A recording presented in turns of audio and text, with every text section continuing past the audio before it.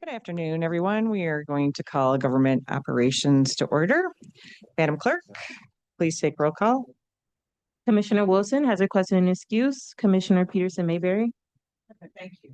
Commissioner Knizik. Commissioner Colleen. Chair Clemente. I'm here, except for there we go. My computer is working. I'm here. You have a quorum present. Thank you. Next item, please. B, Chairwoman's remarks. I have none. Next item, please. C, approval of the April 22nd, 2026 meeting minutes. And all of our tablets are working, so we can use our tablets. We have a motion from Commissioner Knizik and second by Commissioner Peterson Mayberry. Everyone could please vote on their tablet. Motion carried. Thank you. At this time, we are going to go to the addenda and start with that first, please.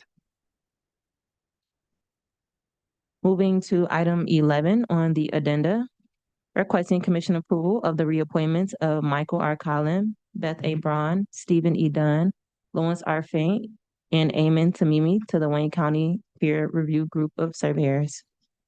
Thank you very much. And if you could please introduce yourself.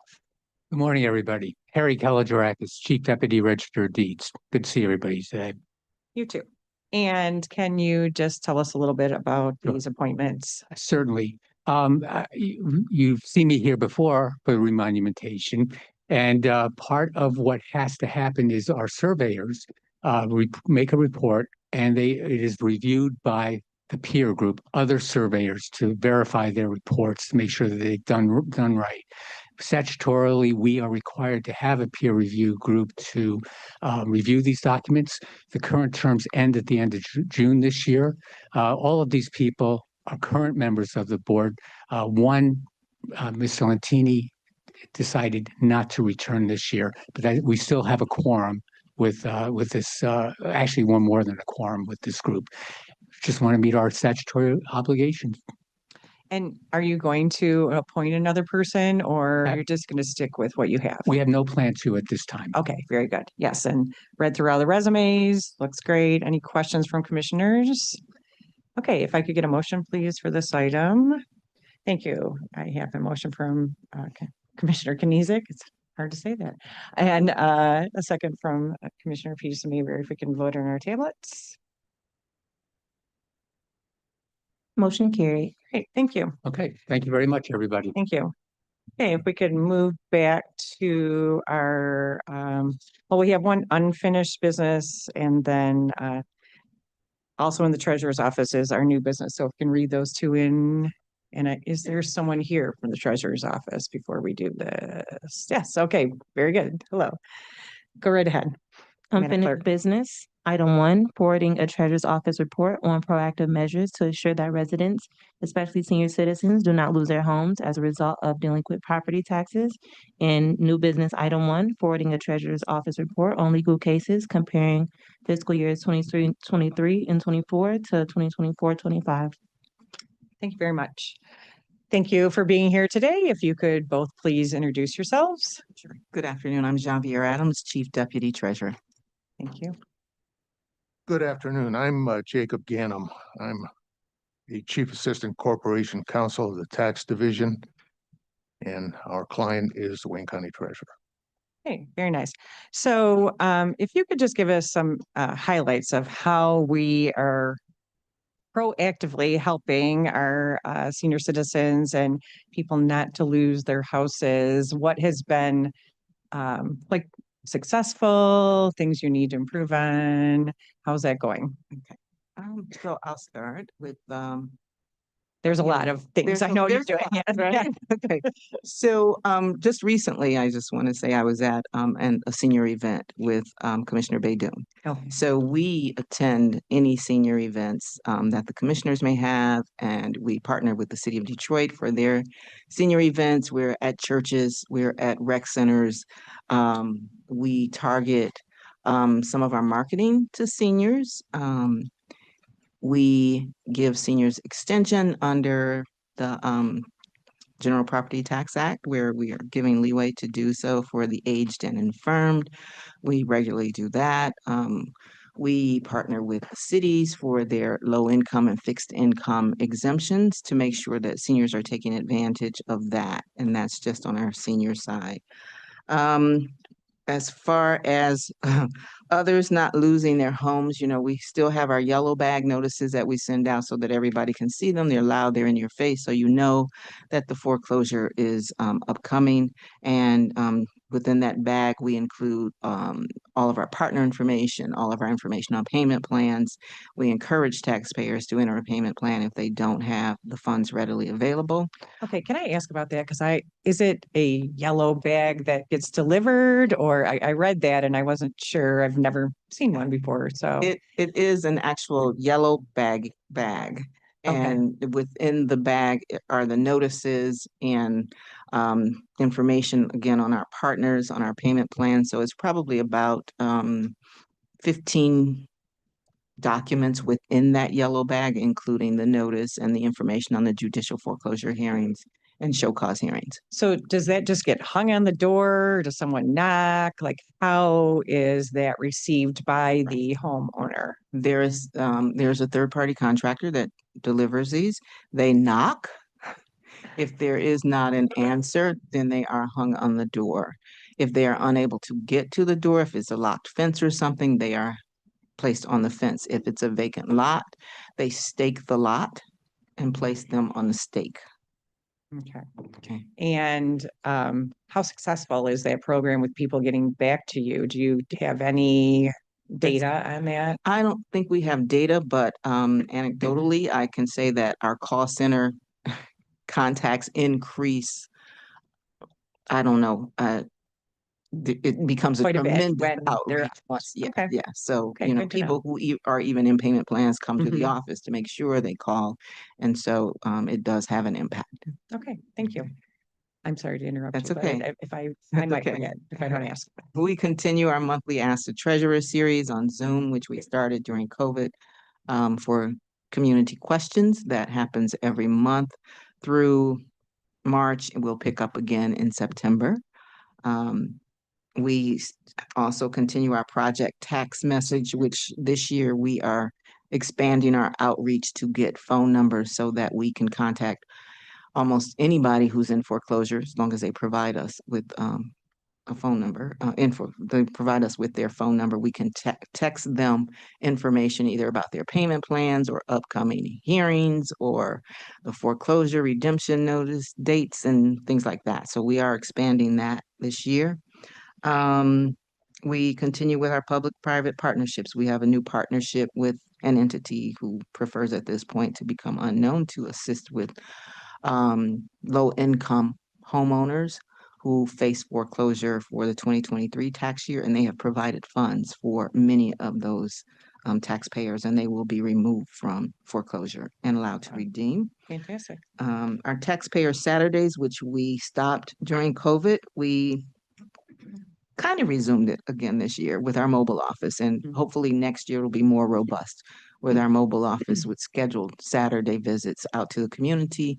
On the mobile office, taxpayers can come in and ask questions. They get help with entering payment plans, and we show them how to make payments online. So that's been very successful. Great. So I think Yep, those are you hit everything that I had in my notes. Commissioners, any questions from you? Yes, Commissioner Clean? Thank you, Madam Chair. How many of our citizens are involved right now in this involved foreclosure? in foreclosure. Okay. Well, right now we're a little over 2,000 property parcels, I'll say. So I can't say how many owners there are. I can say by parcels. We start each year with over 40,000 parcels facing foreclosure, and we work diligently to reduce that number. Right now, like I said, we're somewhere around 2,000. We're less than 500 owner occupied, and we're continuing outreach for those properties.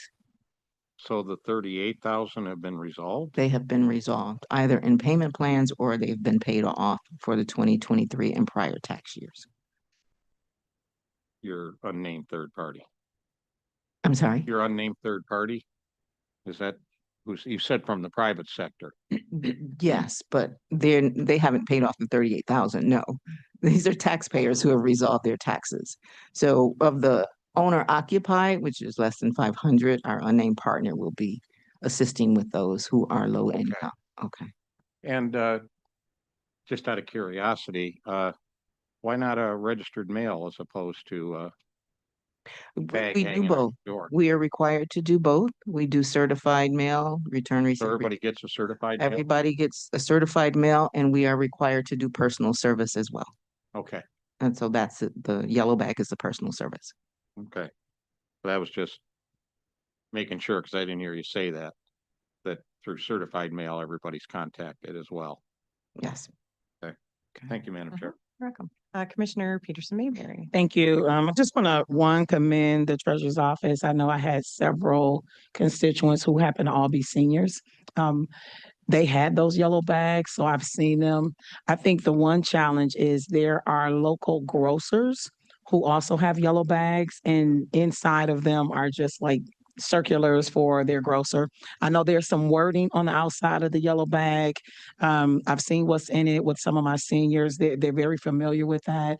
I can appreciate the programs for seniors in particular because one of the things that I was talking to the city assessor's office as well, like our seniors are having to file exempt every year. And so what we're seeing in large numbers is that if I'm a senior now, I'll be a senior plus 1 year next year. So they're forgetting to, some are even forgetting to do that. And we've had several cases. So I know at the state level, there's something now where there's a multi-year ask where 3 years, I think, where they file every 3 years. But for every resident who has taken the initiative to reach out, there have been accommodations made. So I just want to commend the treasurer's office around that. And that mobile unit is a big hit in the communities. They would rather come to the mobile unit than come down to 400 Monroe. So it's a great way to bring resources to the community versus having them have to come down.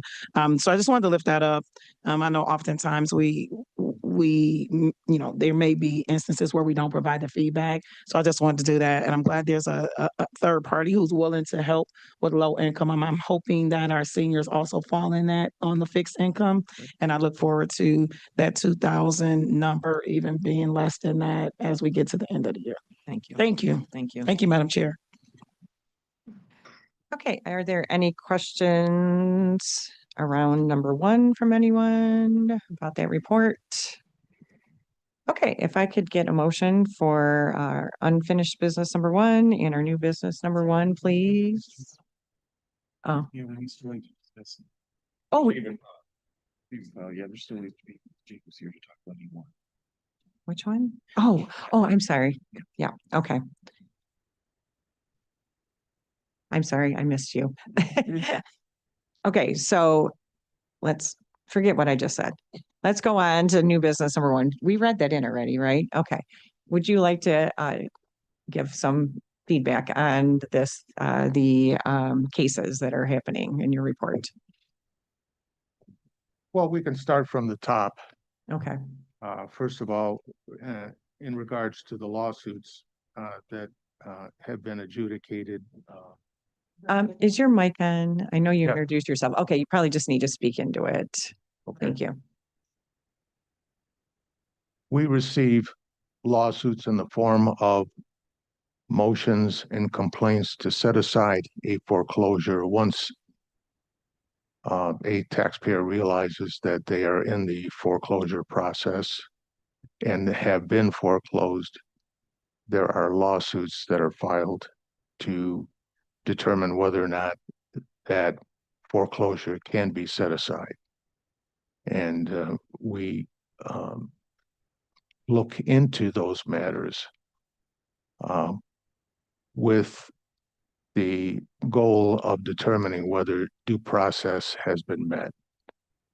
And when we determine that due process is lacking, then we are proactive in working the matter out with the taxpayers so that they are allowed to pay their taxes and to redeem the property. And this is usually done within 30 days of the property being foreclosed. And at the latest, within 30 days after there has been a sale of the property where the treasurer is also proactive in retaining any deed so that a deed is not sent out to the auction purchaser, but it's determined whether or not we have an issue with due process, at which point the treasurer's office will set aside the foreclosure, allow the taxpayer to pay the taxes, redeem the property, and that accounts for the voluntary dismissal of some of the claims that are made. The rest of the claims are adjudicated before a judge, and in all likelihood, vast majority of the cases, due process was appropriate.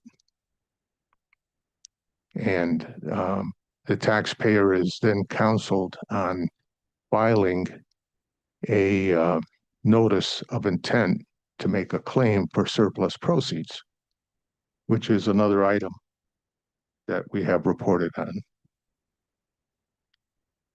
That's the second item there, where there were 298 claims for surplus proceeds which were filed in fiscal year 24 and 25. It was up about 100 from the year before, and we are in excess of 100 claims. Just for your information, this year we're probably going to exceed 400 claims for surplus proceeds. And if I can explain what that means, the property has gone to an auction.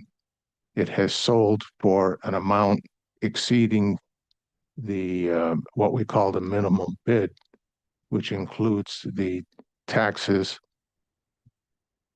interest, penalties, fees, and additional costs for foreclosing the property, in addition to a 5% fee that's paid for the sale of the property.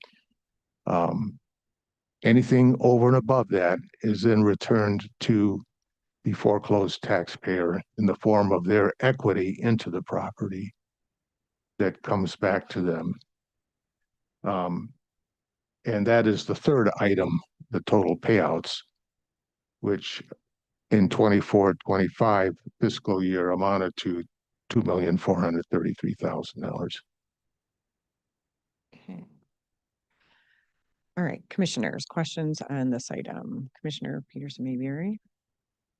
I do just have one. So the latter part of your topic that you were talking about, I know there have been conversations around people not getting the dollar amount over the equity. Can you just talk to that in the cases where those things are happening? And are they happening silos, or are we seeing larger numbers of that? Well, there is a Supreme Court, U.S. Supreme Court case that was argued a little over a month ago, and we're actually anticipating a decision on that by the end of this month, or at the latest by the end of June. And the issue is that a taxpayer felt that the surplus proceeds did not represent their total equity interest in the property, and that they are seeking the fair market value of the property as a payback in the event of a foreclosure. That may become the law of the land, or the U.S. Supreme Court may decide that Michigan's statutory scheme, along with all the 15 other states, the 14 other states that do this type of process in the collection of taxes, is adequate at surplus proceeds versus what fair market value could be. Okay, so it's kind of in limbo right now. Yeah, it's a good word for it. That's a good word. Okay, thank you. Thank you, Madam Chair. Commissioner Clean? Thank you, Madam Chair. How many times after adjudication has it been found that due process wasn't followed? Very rarely. Very rarely do we ever it, I think it's still very rarely, but you know, some judges become proactive and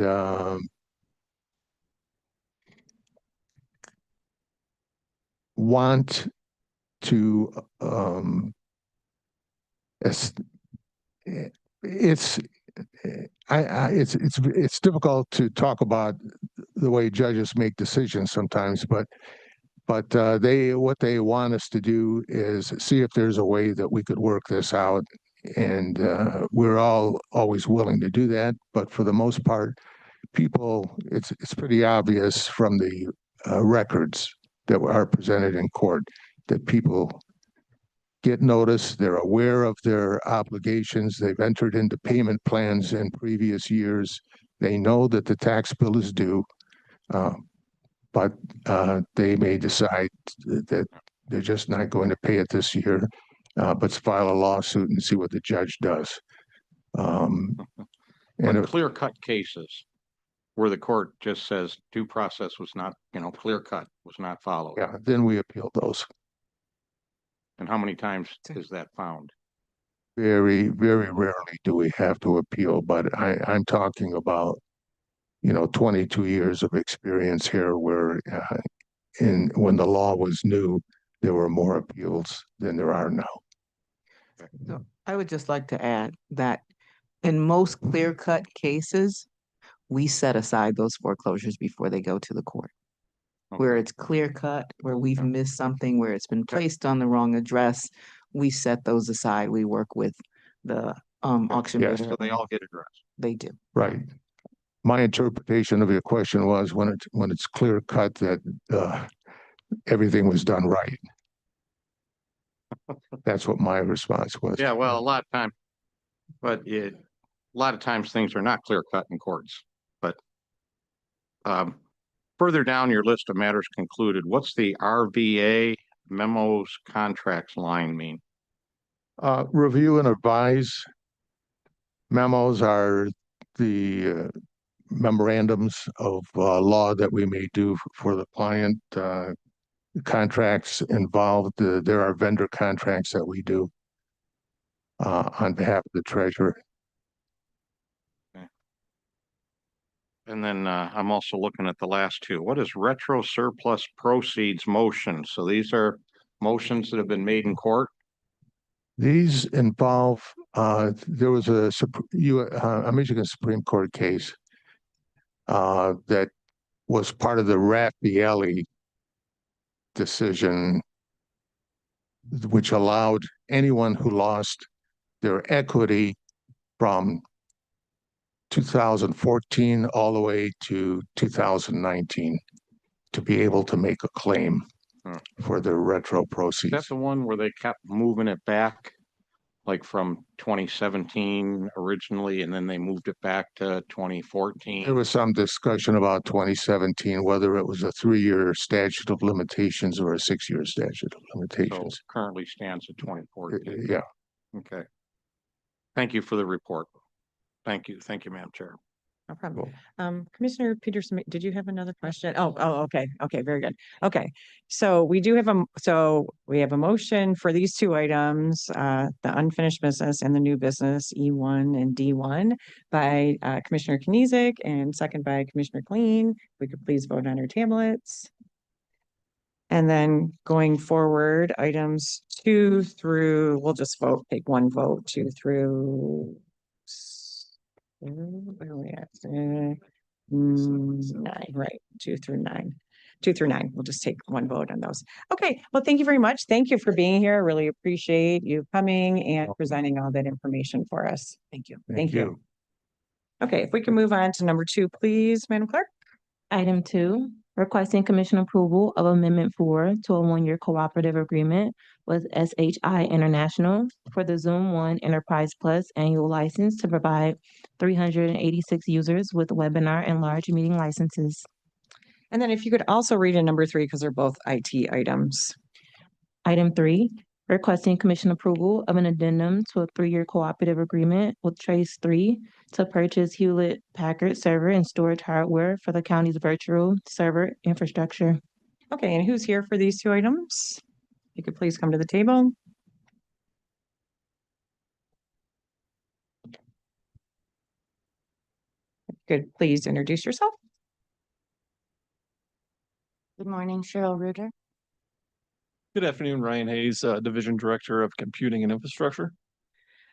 So I just had one question about the Zoom and Microsoft Teams, and I know it was answered because we do both things. Are these the best things that we should be using for open meetings and throughout the county? Is there anything else that you're seeing out there in the world of technology for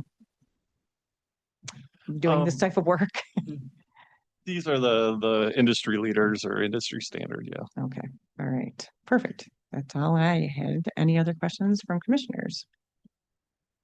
Commissioner Peterson Mayberry. Thank you. Just one question on item number 2. I know legal counsel had mentioned why there was a switch from My Deal to Omnia. So I'm just wondering if I don't think I saw the answer for that, or had it been handled, because I know My Deal is Michigan and Omnia is national, but was there a reason why it was switched from that? Or did you get the answer? Yes, so when we originally started the renewal, the My Deal co-op was not going to extend to the length of the contract. So we went with Omnia, but then as it progressed, they renewed the My Deal, and we continued to do My Deal that we did the previous contract. Okay. Thank you, Madam Chair. Welcome. Okay, any other questions on these 2 items? All right, thank you very much for being here. We can move on to item number 4 now, please, Madam Clerk. Item 4, requesting commission approval of Amendment 1 to a professional services contract with 2 one-year options to renew with Metropolitan Life Insurance Company to submit a letter of reclassification and an updated benefit plan contract for basic life insurance and accidental death and dismemberment insurance for eligible employees and retirees, and supplemental life insurance, dependent life insurance, and supplemental AD&D insurance for eligible employees, retirees, and dependents. Okay, and who's here for this item, please?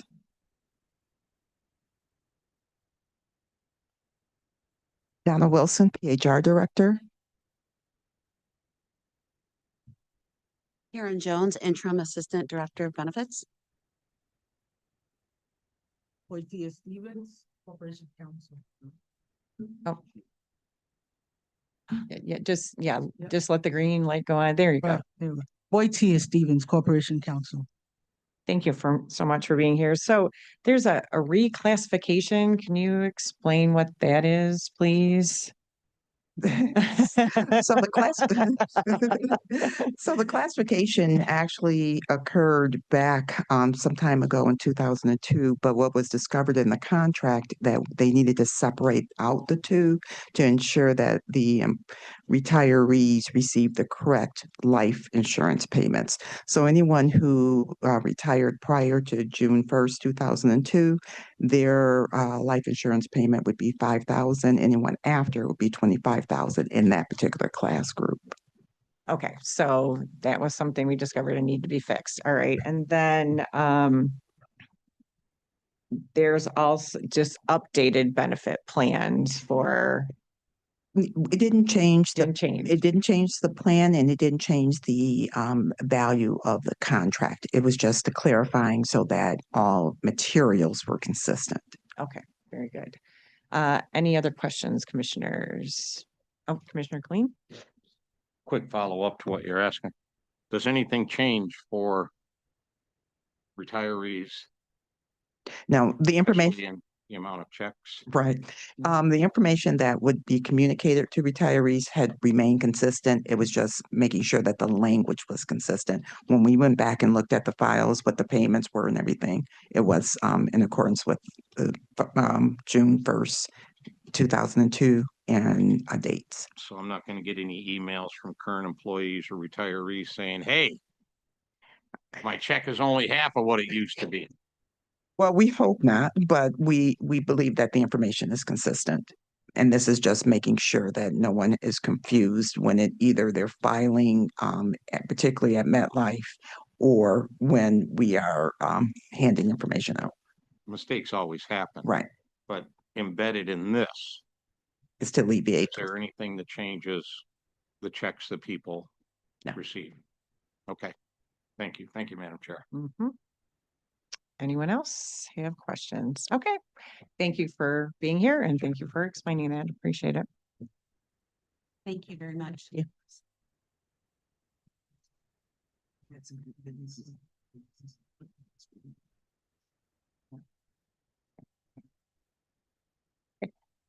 Thank you. Madam Clerk, if you would please read in number 5. Item 5, requesting commission approval of modification to a one-year memorandum of understanding with Third Judicial Circuit of Michigan for the court to continue to license its criminal attorney assignment and assigned counsel services software to the county's Indigent Defense Services Department. And if you could all please introduce yourself and thank you for being here. Good afternoon through the chair, Robin Dillard-Rusaw, Director of Indigent Defense Services. And good afternoon, Angela Peterson, Assigned Counsel Administrator for Indigent Defense Services. Kim Dorsey, Fiscal Grant Manager, Indigent Defense Services. Okay, and what are we looking at here? Through the chair, this is a continuation of the already existing memorandum of understanding with Third Circuit Court. Right now, pursuant to the MIDC Standard 5, which is independence from the judiciary, we have assigned counsel over the years through the use of this particular software. Our department is in the process of building internal county software to handle the same function, but we need a little bit more time. You know, our technology staff is small but mighty. So this just gives us enough of a cushion to build our software effectively, have it tested, and then still have access to the court's software to continue the function that we already provide. So we anticipate our software being hopefully built by October. And then through user acceptance testing and ensuring that we can connect with every district court in Wayne County and just making sure things flow properly for assignments, we anticipate hopefully being able to not utilize this software later at the end of this year. Okay, so you said by October you're hoping to be able to do that? The time frame for our build out is at the end of October, mid-October, end of October. So we're in process prototype development right now. Our department meets regularly and consistently. We still have to talk to the state because we have to integrate with, excuse me, judicial information systems, which is the state's JIS, which most every district court uses as their case management system. So there's further conversations that need to happen surrounding just the entire build of the assignment software at an internal level. The court software is tied to their case management system, Odyssey, and all the district courts currently use that system as well. So it's just easier for us to keep that in use, build our own, and then not have any interruption in the provision of assignment of counsel. Okay. Is anyone, Commissioner Clean, I have some other questions, but I'm going to wait on it. But yeah, you know, they're not about this, they're about something else. Go ahead. So by statute, your systems have to be independent of the court? Our processes have to be independent of the court. So meaning for Standard 5 independence from the judiciary, the court, meaning the jurist, no one should have a hand in the provision of indigent defense services. So no appointment of counsel, and everything else, no payment of counsel, all of those things. And that's why you need to maintain a separate.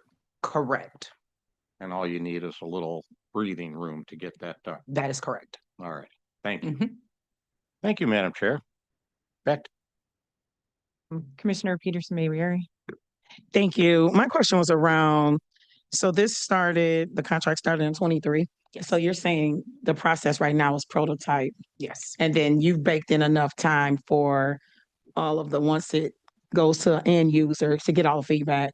Yes. Because we're experiencing that in other spaces now. So we want to make sure we bake that time in just so that expectations are actually realistic and that there's some time to make adjustments based on people using it. Correct. Okay. And the good news, Commissioner, about this system is the only end users that would be interfacing would be the courts. There's no attorneys wouldn't be. Oh, okay. Well, I should say for purposes of receiving information, it's from the district courts to our software. Okay. Everything else will be our department internally making sure that the assignment of counsel happens. So that's the oversight. Mhm. But it's not like our attorney billing system where we have attorneys Constantly interfacing with in the it. system constantly. Okay. Yeah. So it's just a little bit different. Okay, and then this is kind of considered best class in terms of this software, do you think? Well, to be honest with you, the good thing about what we've been doing is there's nothing like it. Oh. This is an innovative design for Wayne County. Mhm. There is, to my knowledge, no other system in Michigan that has developed the infrastructure for indigent defense that we have. So we will be best we in will be class. best in Okay. class. We be People the will example. do We're what the we're model. doing. Exactly. Okay, very good. Exactly. Very good. Thank you. And talking about best in class, we have a director here that is going to be moving on, and I just want to tell you how fantastic it's been working with you and learning about this. And you have really done a fantastic job. I'm sorry, was I allowed to say that? And I know that you have built a team that will also be wonderful. And we wish you the best of luck. The other thing that I wanted to bring up is your move. So you moved, but I hear there's other things going on there. Yes. So with this all going on and possibly having to move again, because have you completed the move? Oh, yeah. We that's we what I are thought. in So, that yeah. phase. Yeah. Yeah. Mhm. So there's, when you come back to us next, well, your team comes back to us next, there's a lot going on there. So really appreciate how hard you guys work, how wonderful this is, and just kind of wanted to recognize that we will be watching what happens when you have to move somewhere else. Yeah. So, Yeah. and how unfortunate that is. So thank you. Thank you for your work, everyone. Thank you, Chair Clementine. If I could say, I just wanted myself to personally thank all of you commissioners for just your unwavering support over the years that I've been here. And, we started as a team of 5 in 2020, and now we're at 29. So Amazing. just the innovation that we've done and that this county has done and this commission has approved has just been astronomical. When we look at the work we've done in this space, it truly is a first class effort that we've done, and no other systems have what we have. So I really think Wayne County is the model, if not just for the state, but for the nation in this reform. So thank you for your support. We appreciate it. Of course. And Commissioner Kniezek. I didn't know Robin was leaving. Where are you going? So before I came to the county, I worked at the 46th District Court, and I think most of you know I ran for that court for judge. The court administrator retired, and so the chief judge, who is my mentor, begged me, and I do mean begged me to come back and serve in that function. I would be the first African American court administrator there as well. So that will be another first in my book. But that is a court that I started at when I was in law school. I was a law clerk there. So just over the years, I've never lost that connection. And I can't tell you how many people, when she said, hey, can she come back, reached out to me like, yes, we need you in our community. We need you in the court. So it's just an opportunity for me to go back and give to the community that I'm, hopefully one day will be serving in as judge. So I'll just briefly say then, for years, even before I had met Robin and I was working in the legislature and in the Attorney General's office and what have you, you have such a phenomenal reputation. Oh, thank you. And it was such a incredible value add to have you here in Wayne County. And I just want to wish you the best in your next chapter as well. I'm really excited I for you. appreciate that. Thank you. Sorry, with that, what does succession planning look like? Because we oftentimes talk about knowledge, walking right out the door. I don't know if what does a succession plan look like? Sure. So Is there like another Robin somewhere? Well, we have other Robins and Angelas and Kims in our department, but honestly, Commissioner, we have set up such a great team that has historical knowledge and historical wisdom. Angela, the hope is that she will serve as interim director in the interim with everyone's approval. I believe the county is going to post the position as well, but I am still a resource. Angela and I are close at the hip, Kim and I, and so I'm still going to be around. This is our legacy, and I just really want to continue to be involved as much as I can, even on the outskirts. But we do have a team in place, at least for now, that can continue on the work. It won't go interrupted. Yeah, I was waiting to hear who that interim was and what that looks like. Okay. Great, thank you. Well, thank you very much Thank you. for being here, and we will see you around, I'm sure. Friday. Like this Friday. Yes. The only reason I said something. Thank you.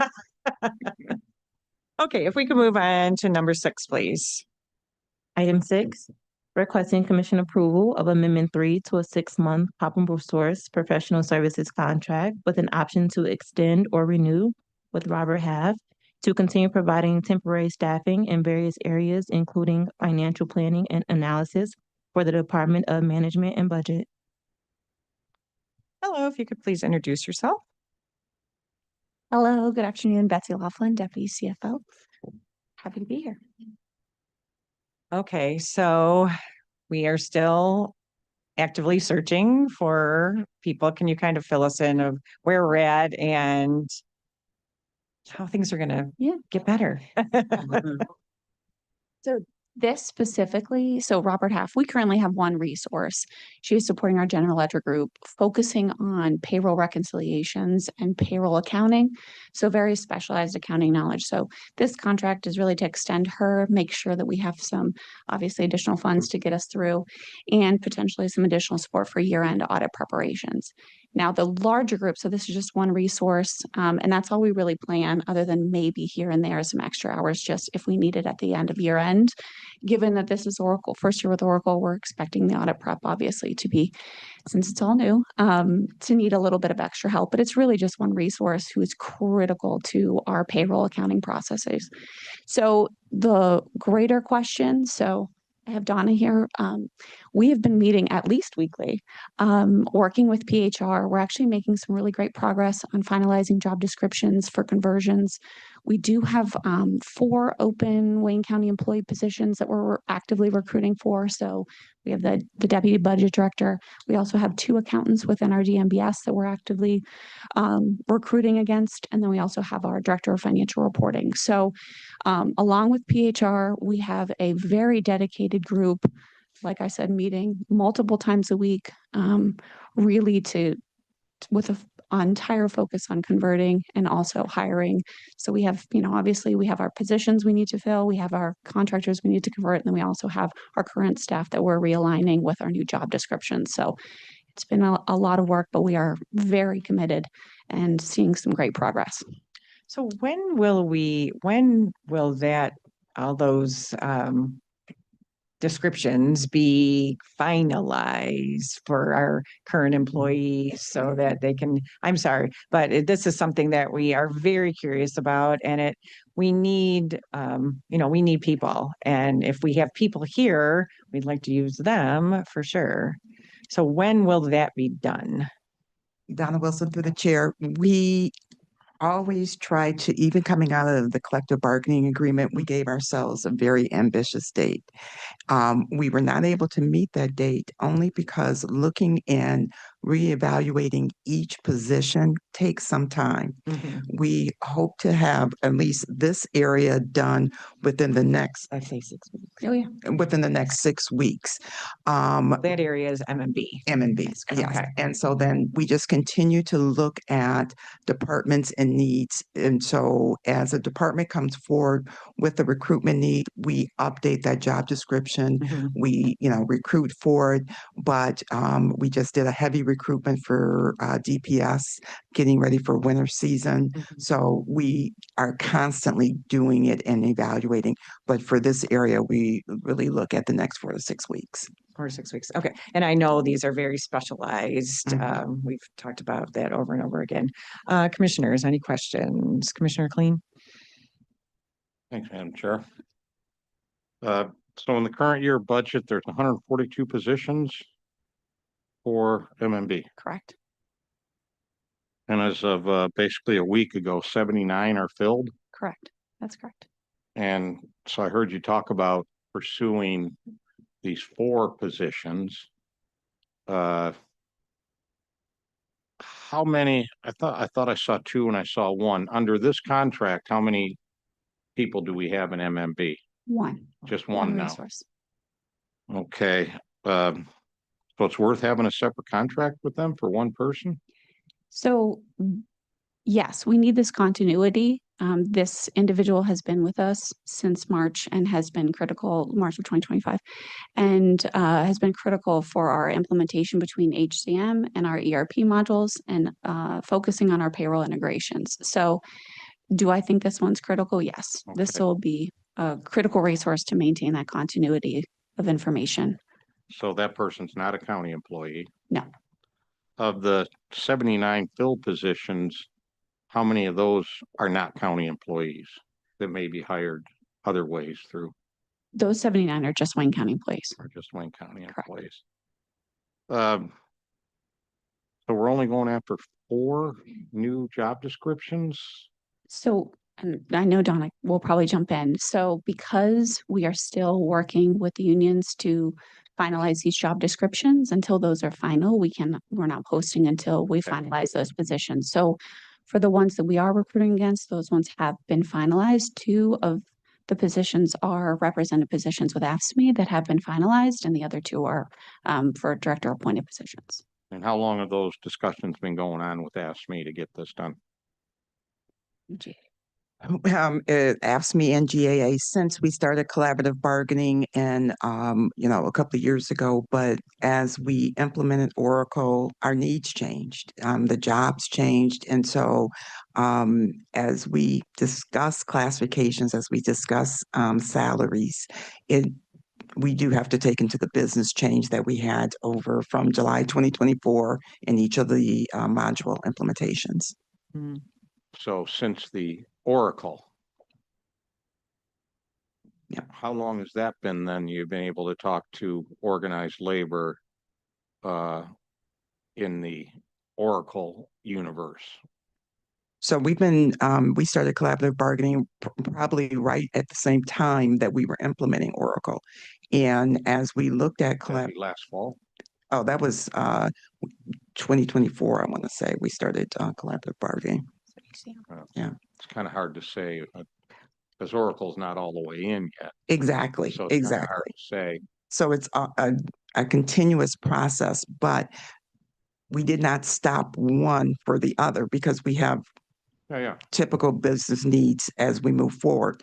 Oracle was just a major I'm change. just trying to get a sense how discussions are going. Yeah, I think they're going great as we are finalizing, including the employees doing the work also with developing the job descriptions and then looking at our future needs. Thank you. Thank you, Madam Chair. Sure. Commissioner Peterson Mayberry. Thank you. My colleague actually, that was one of my questions, if we have included the unions in this body of work so that we're not stalled the further we get down the road, because they'll say they're not included. And then also for this one person who's very critical, are we doing any upskilling within the departments? Because when we have this conversation, there are people who say, well, I would love to do that work if there's an investment made back in employees, I don't know. So that we have people in-house that may have a lot of the skills, but they're not in these positions yet. That's a good call. And we've been doing focused on a lot of training and cross training. So completely hear you out. And also for this specific resource, she is interested in converting. So would hopefully get her on board once we're able to finalize it. But cross training and in general training has been a key focus for me, particularly and specifically with our financial reporting group, to make sure that we are sharing knowledge, especially with the new changes with Oracle. So that is a critical piece to make sure that all of our employees are involved and are upskilled to make sure that we're able to, work in our new environment and process our data completely and accurately. Yeah, that's good to hear, because I don't know, I start feeling weird when we say that this one person has all of this information and anything could happen. They could hit the big game. I'll just use that more positive. And then they're gone. Yeah. And then we're at a loss and stagnant on moving forward because there's no one else who knows any of that work. Right. Go ahead. But yeah, we're just very focused on not having single points of failure completely. And that is one of the pluses with implementing a fusion or technology-based system, moving from our legacy systems. Because in our legacy systems, one or two people knew how to maneuver around, get things done. Now with the standardization of Oracle and creating those operating procedures and like guided learning documents, it really assists. Mhm. Thank you very much for joining us and thank you for all that information. Appreciate it. Madam Clerk, if we could move on to number 7, please.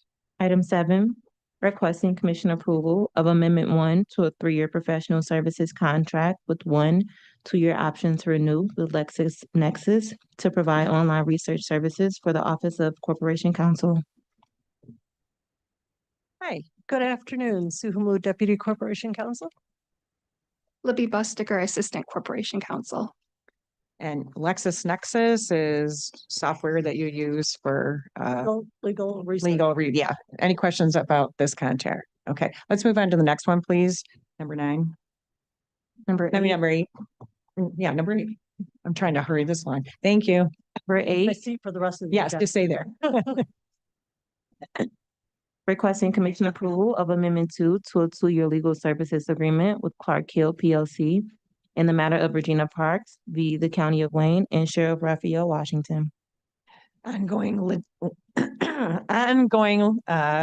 case, and Clark Hill is representing the sheriff at this time. Correct. We have another firm representing other employees, which is Dickinson Wright. Dickinson represents the county. The county. Okay, all right. Any questions on this contract? Okay, thank you very much. Let's move on to number 9, please. Item 9, requesting commission approval of retroactive Amendment 1 to a 2-year legal services agreement with the Allen Law Group in the matter of Johann Meyer v. County of Wayne. Again, I have no notes, so go ahead. This is another lawsuit that was brought by a sheriff's deputy. Oh, yes, okay. Former A sheriff. former sheriff's Former deputy. sheriff. Claire Mason Lee, Assistant Corporation Counsel, Chief of Labor, Employment, and Workers' Compensation. Okay, another ongoing case that, okay. Any questions from anyone on this one? I'll answer Commissioner Peterson, maybe raise preemptive question about why this is retroactive. Yeah. She's taken off, I read, so. So while this was with the commission and while we were going back and forth, an invoice for, I think like just under $1,900 came in that exceeds the not to exceed amount. So That's right. Okay, perfect. Thank you. Okay, at this time, if I could get a motion for items 2 through 9. Thank you, Commissioner Knezek, and second by Commissioner Peterson Mayberry. If we could please vote on those items. Motion carried. And then, Madam Clerk, if you could please read in a number 10. Item 10, requesting commission approval of a settlement in the matter of Kimberly Wroblewski v. County of Wayne. Corporation Counsel has reviewed the litigation and is of the opinion that a discussion of trial or a settlement strategy in connection with specific pending litigation in an open meeting will have a detrimental financial effect on the county's litigation or settlement position. Therefore, a closed client counsel session is requested. Okay,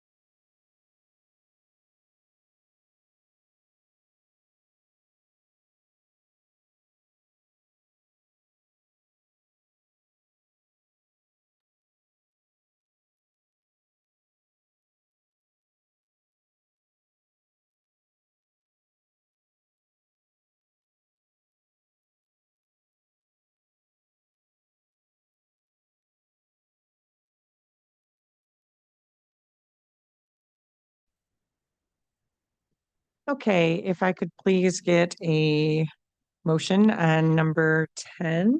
Thank you, Commissioner Peterson Mayberry, and second by Commissioner Clean. All those in favor, please vote on your tablet. Motion carried. Thank you. I know of no other matters. It's public comment time. Are there any emails or anyone on Zoom that would like to make public comment? You have 2 minutes. No emails were received. Okay, anyone in the chamber that would like to make public comment? 2 minutes. Going once, going twice. Okay, public comment is now closed. I will. Motion from Commissioner Clean to adjourn. Support from Commissioner Peters. Maybe all those in favor? Or adjourn.